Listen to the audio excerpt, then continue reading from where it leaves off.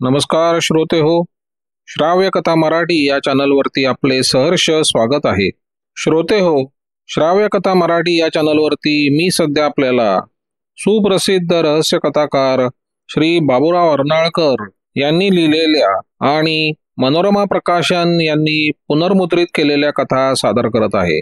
या सिरीजमध्ये आता मी सध्या आपल्याला बाबूराव अर्नाळकर यांनी लिहिलेली एक थरारक कथा सादर करत आहे.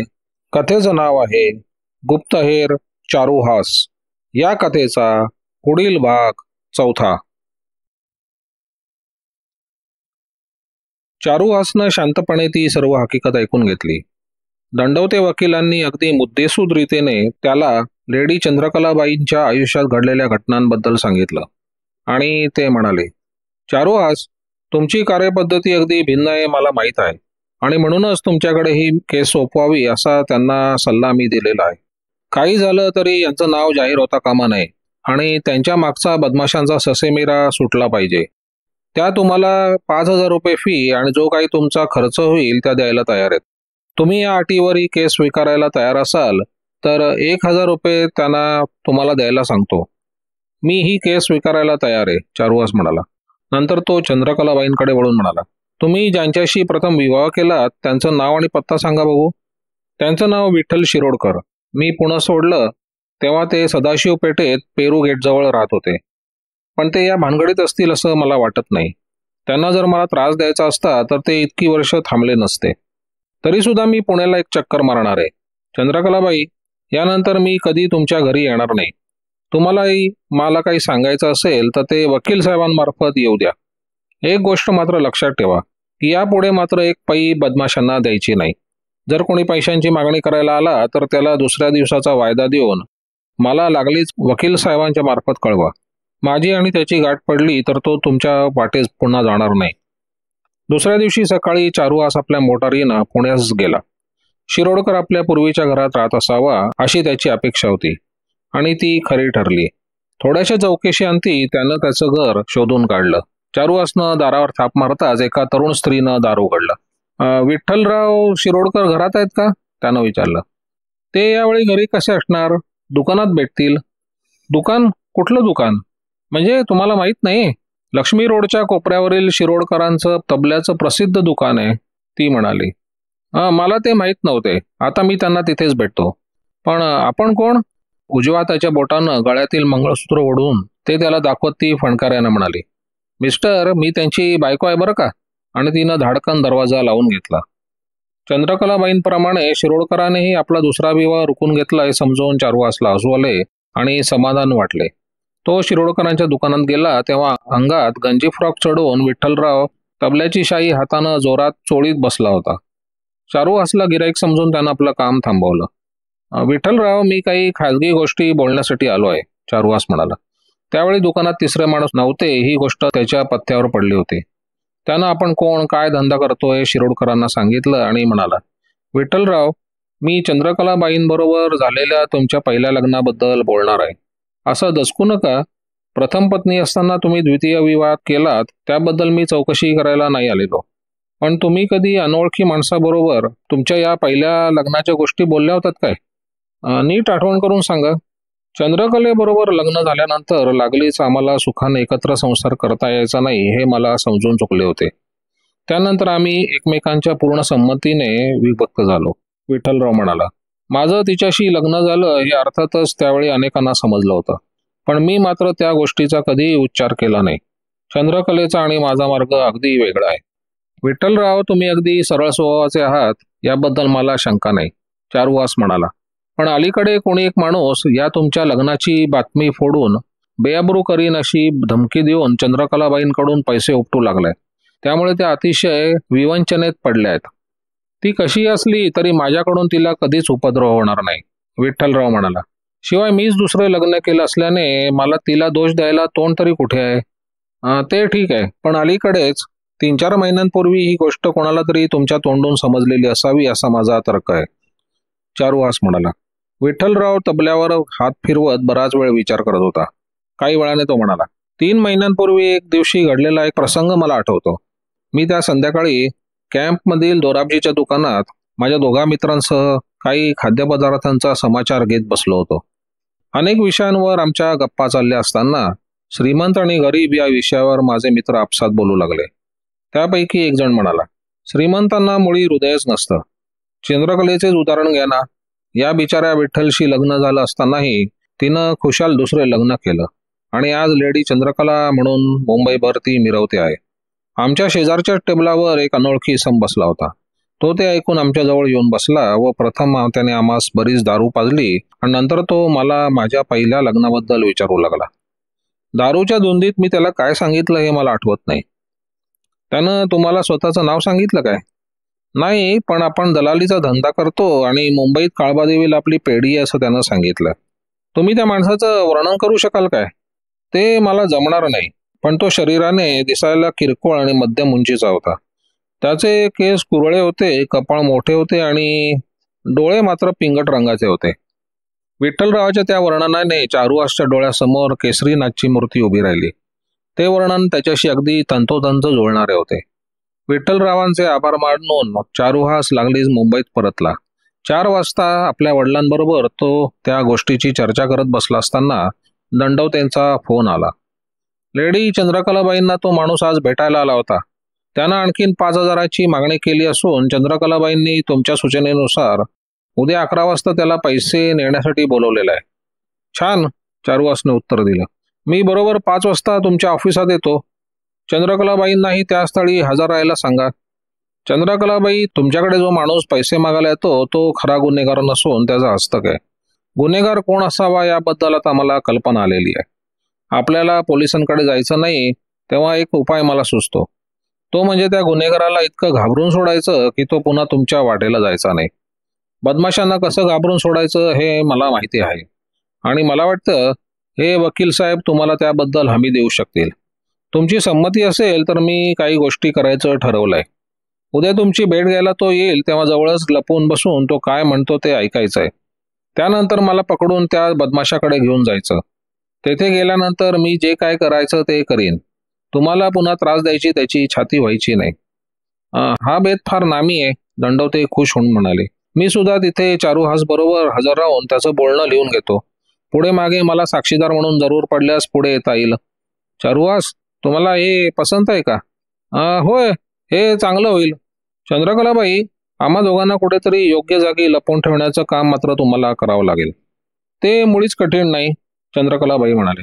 सर साहेब बाहेरगावी गेले की तो माणूस पैसे मागायला येतो. अशी ही त्याची 3री खेप आहे. ते आता दिल्लीला गेलेत.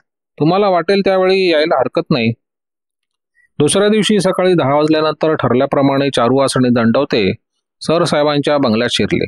दिवाणखान्याच्या बाजूच्या खोलीत पडद्याआड त्यांची बसायची सोय केली होती. बसल्या जागेवरून त्यांना दिवाणखान्यातले संभाषण सहजी ऐकता येण्यासारखे होते. बरोबर 11 वाजता तो माणूस नेहमीप्रमाणे बेधडक दिवाणखान्यात घुसला आणि म्हणाला, काय लेडी चंद्रकलाबाई, पैसे तयार आहेत ना? नाही, चंद्रकलाबाईंनी उत्तर दिलं. एवढी रक्कम चुटकी शरशी उभी करायला कुबेराचं भांडार थोडं माझ्याकडे. त्याला असं उत्तर मिळेल अशी त्याची कल्पना नव्हती. तो थोडासा गांगरला. तुम्हाला किती मुदत पाहिजे? त्यानं विचारलं. जास्त दिवस थांबायला आमचे मालक तयार होणार नाहीत. मला पैसे देताच येणार नाहीत, चंद्रकलाबाई म्हणाल्या. काय? क्षुल्लक 5,000साठी तुम्ही आपली बेबरू करून घेणार की काय? या सर्व वैभवावर लात मारणार की काय? बाईसाहेब, पैसे दिले नाही तर आमचे मालक तुमची मुळीच घाई करणार नाहीत. लाखाची अब्रू क्षणात खाक होऊन जाईल हे लक्षात ठेवा. मी आतापर्यंत तुम्हाला 13,000 रुपये दिले तरी तुमचा लोभ सुटत नाही. त्याला मी काय करणार? आता यापुढे मला एक पैही देता येणार नाही.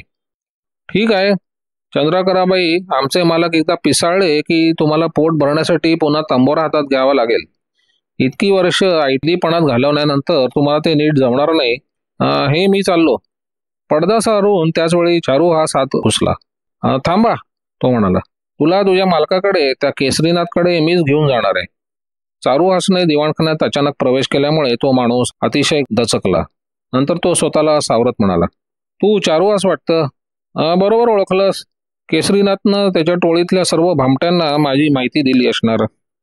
लेडी चंद्रकलाबाईंना धमकी देऊन तू केसरीनाथच्या वतीनं त्याच्याकडून पैसे उपटण्याचा गंभीर गुन्हा केलायस.